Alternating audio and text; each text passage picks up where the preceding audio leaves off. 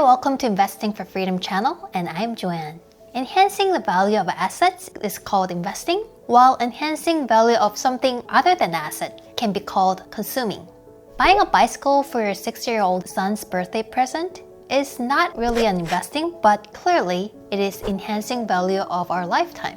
Enhancing value of asset via investing is important, but enhancing value of other than asset accordingly is also very important. This is what we call the velocity of investment. We often confuse speed with velocity. While speed refers to how fast an object is moving, velocity refers to the rate an object is changing the position. Velocity of investing refers to both how fast our cash flow is growing and also where are we heading to with investing. Why do we make an investment? Presumably, most of us are making investments to live a happier life. In that case, enhancing the value of our assets and also enhancing the value of other than assets at the same time are both important. This is investment consumption diagram. Horizontal axis represents investment while the vertical axis is the consumption. When we make cash flow from an asset, the size of the cash flow will be determined. Then our position will be determined by whether we use the cash flow in investment or consumption. And that becomes the velocity of the investment. For example, if someone reinvests all of his cash flow, then the value of asset may grow at the highest speed, but the value of other than asset won't really change. Will this make a happy investment? Probably not. What if the investor uses all of the cash flow in consumption? The investor may be happy for a while, but because the asset is not growing, the investor will not be able to achieve freedom. What is the worst case scenario? Values of both asset and other than asset are decreasing. Typical example of this would be gambling, and we don't want to go there. Where do you want to be in this diagram?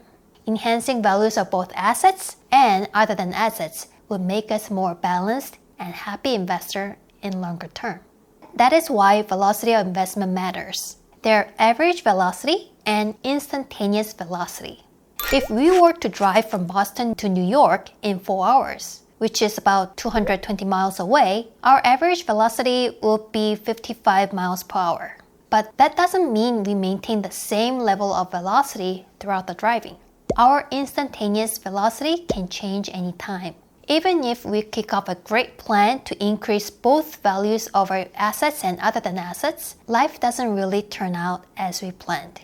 Although we plan to drive at 55 miles per hour to New York, but we always run into traffic jams and other issues. In that case, we may have to reduce our investment or we may have to increase consumption for the time being. But nevertheless, if we continue on, then we will eventually end up in where we first headed.